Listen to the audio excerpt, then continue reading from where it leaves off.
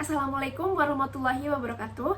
Perkenalkan, nama saya Sabrina Marcella dengan NIM S1A023088. Di sini saya akan presentasikan hasil tugas terstruktur hukum pajak saya, yaitu berupa makalah yang berjudul Analisis Implementasi Retribusi Penyediaan Tempat Pelelangan Ikan dalam Peraturan Daerah di Kabupaten Malang. Baik, yang pertama, pembangunan daerah pada hakikatnya itu bertujuan untuk meningkatkan kesejahteraan masyarakat melalui optimalisasi sumber daya yang ada di daerah tersebut. Lalu bagaimana sih cara mengoptimalisasinya? Yaitu dengan cara salah satunya adalah menggali sumber pendapatan asli daerah tersebut. Salah satu contoh sumber pendapatan asli daerah atau PAD tersebut yaitu adalah dengan memungut retribusi. Sedangkan retribusi ini pengertiannya adalah biaya yang dikenakan oleh pemerintah daerah sebagai kompensasi atas pelayanan atau fasilitas yang telah diberikan oleh daerah tersebut. Lalu salah satu jenis retribusi yang akan saya bahas di sini adalah retribusi yang tergolong pada retribusi jasa usaha, yaitu retribusi tempat pelelangan ikan. Di mana tempat pelelangan ini berfungsi sebagai tempat di mana retribusi itu akan dikumpulkan dari nelayan dan pedagang ikan sebagai penggunaan jasa pemasaran penjualan ikan. Lalu selanjutnya, dana yang diperoleh oleh kegiatan retribusi ini tuh untuk apa sih? Bisa untuk merawat, untuk pengelolaan, maupun untuk peningkatan kualitas dari si sarana tempat pelelangan ikan tersebut. Jadi bisa dikatakan atau bisa disimpulkan, retribusi ini tuh nggak cuma untuk sebagai kewajiban masyarakat aja, tapi retribusi ini tuh juga sebagai bentuk partisipasi dari masyarakat untuk mendukung pembangunan daerah tadi gitu. Sayangnya, walaupun retribusi dalam aturannya sudah disebutkan seperti itu, masih juga banyak berbagai tantangan yang dialami dalam pemungutan retribusi. Jadi dalam praktiknya itu nggak semudah yang sudah dituliskan. Seperti contohnya, tantangannya adalah keterbatasan fasilitas, rendahnya kesadaran masyarakat untuk membayar retribusi tersebut, dan juga lemahnya pengawasan dari pemerintah daerah sendiri gitu.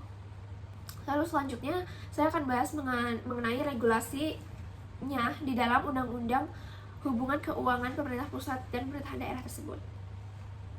Jadi apabila dilihat dari Undang-Undang Nomor 1 Tahun 2022 tentang hubungan keuangan pemerintah pusat dan pemerintah daerah, retribusi ini tuh termasuk dalam retribusi jasa usaha yang sudah saya sebutkan tadi, yaitu objeknya itu adalah penyediaan tempat pelelangan yang secara khusus itu disediakan oleh pemerintah daerah untuk melakukan pelelangan ikan tersebut.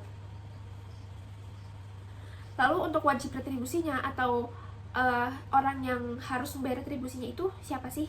Jadi bisa dibilang wajib retribusinya itu ya bisa orang atau pribadi, bisa juga berbentuk badan usaha gitu.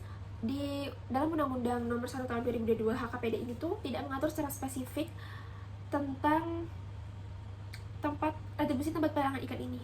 Namun dari pasal 90 sampai pasal 93-nya diatur tentang tata cara perhitungan retribusi secara umum, yaitu dihitungnya itu berdasarkan perkalian antara tingkat penggunaan jasa dikali tarif retribusinya. Jadi tingkat penggunaan jasa yang dimaksud di sini itu adalah jasa yang dijadikan dasar alokasi beban biaya yang dipikul oleh si pemerintah daerahnya untuk penyelenggaraan. Lalu sedangkan tarif retribusinya ini tuh adalah nilai rupiah yang ditetapkan untuk menghitung besarnya retribusi. Nah, tarif retribusi ini juga ditentukan secara seragam ya, atau bervariasi tergantung golongan sesuai dengan prinsip dan sasaran penetapan tarif retribusi tersebut. Jadi tarif retribusi ini tuh nggak seragam, melainkan bervariasi tergantung dari daerahnya juga dan tergantung dari golongannya gitu. Selanjutnya, untuk peninjauan kembali retribusi itu bisa dilakukan paling lama 3 tahun sekali dengan memperhatikan indeks harga dan perkembangan perekonomian juga. Selanjutnya, untuk implementasi daerah Kabupaten Malang dalam menjalankan regulasi.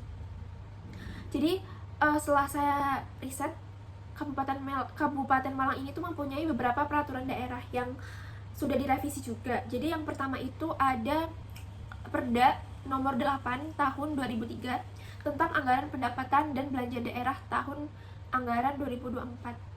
Jadi ini tuh merupakan perda yang merupakan dasar awal mengenai pungutan retribusi tempat pelelangan ikan, dan di dalamnya itu retribusinya ini seperti contoh di TPI Pondok Dadap Senang Biru itu sebesar 5% tarifnya. Jadi 5% itu terdiri dari 2,5% dari pembeli dan juga 2,5% dari nelayan. Lalu selanjutnya terbit lagi Perda Kabupaten Malang nomor 1 tahun 2009 tentang penyelenggaraan dan retribusi pelelangan ikan di tempat pelelangan ikan. Jadi yang tadinya di Perda nomor 8 2003 itu tarifnya 5%, kemudian di Perda nomor 1 tahun 2009 ini sudah direvisi menjadi 3%, yaitu 3% itu terdiri dari 1,5% dari penjual dan 1,5% dari pembeli. Lalu selanjutnya ada Perda Kabupaten Malang nomor 11 tahun 2010 tentang retribusi jasa usaha. Nah, untuk tarifnya di di peraturan daerah ini tuh balik lagi seperti yang awal tadi yang nomor 8 tahun 2003, yaitu balik menjadi 5% lagi. Namun bedanya di sini juga dikenakan tarif tambahan seperti contohnya saya sebutkan ada sewa keranjang 100 per buah, ada sewa gerobak 200 per unit, ada sewa cold room yang bervariasi antara 50 sampai 200 kg per harinya tergantung jenis ikan atau udang yang disewa gitu. Lalu untuk selanjutnya di Peraturan Daerah Kabupaten Malang nomor 11 tahun 2016 itu tentang perubahan atas Peraturan Daerah nomor 11 tahun 2010 yang tadi tentang retribusi jasa usaha. Untuk tarif pokok di sini masih sama seperti Perda yang sebelumnya yang direvisi, yaitu masih 5%, namun untuk beberapa fasilitas tambahan yang seperti sewa keranjang dan lain-lain tadi itu mengalami penyesuaian nilai retribusi gitu. Lalu kemudian saya juga melihat pada pasal 9, 10, 12 juga lebih ada klasifikasi objek dan subjek retribusinya itu lebih diperjelas daripada Perda sebelumnya gitu. Oke, selanjutnya masuk ke rumusan masalah yang ketiga, yaitu ada tantangan yang dialami Kabupaten Malang saat mengimplementasikan regulasi dan kesesuaiannya terhadap peraturan daerah.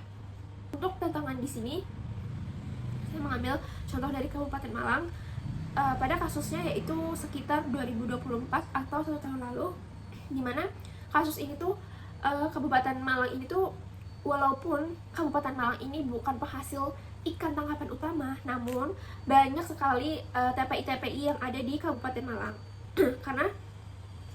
karena disebabkan oleh banyaknya pusat distribusi dan pemasaran hasil perikanan yang menghubungkan nelayan dan pembeli. Contohnya itu seperti Kabupaten Malang ini tuh sebenarnya sudah menentukan target penyetorannya itu sekitar 9,9 miliar. Namun sampai pada bulan Oktober 2024 itu hanya yang dikumpulkan itu hanya berkisar 1,6 miliar saja. Nah, lalu ketika diwawancara ternyata faktornya itu ada pertama kapasitas kapal yang masih digunakan itu masih terlalu tradisional, jadi kapasitasnya itu hanya muat sebesar 30 gross ton saja. Selanjutnya ada cuaca buruk. Itu karena cuaca buruk itu maka penangkapan hasil ikannya juga akan mempengaruhi. Jadi karena emang alat-alat yang digunakan itu masih tradisional, jadi ketika cuaca buruk otomatis akan berpengaruh juga kepada hasil tangkapannya gitu.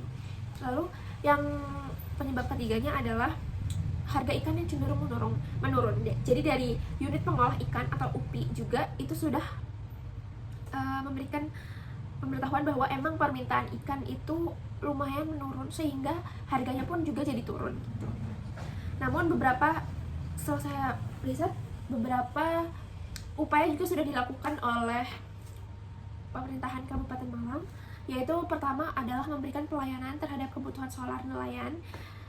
Yang kedua ada berkoordinasi dengan KUD Minajaya sebagai pelaksana pelelangan, lalu berkoordinasi dengan PPP atau Pelabuhan Perikanan Pantai, juga melakukan penagihan terdapat tunggakan retribusi TPI kepada wajib retribusi, dan memfasilitasi pemodalan nelayan melalui perbankan pemerintah yang melayani pinjaman bunga daerah. Jadi Kabupaten Malang ini harapannya pada akhir tahun 2024 ini, walaupun memang tidak sepenuhnya memenuhi target, di mana tadi targetnya 9,9 miliar, namun mereka akan memastikan bahwa mereka akan mencapai target sekitar 25%-nya lagi, yaitu 2,5 miliar. Oke.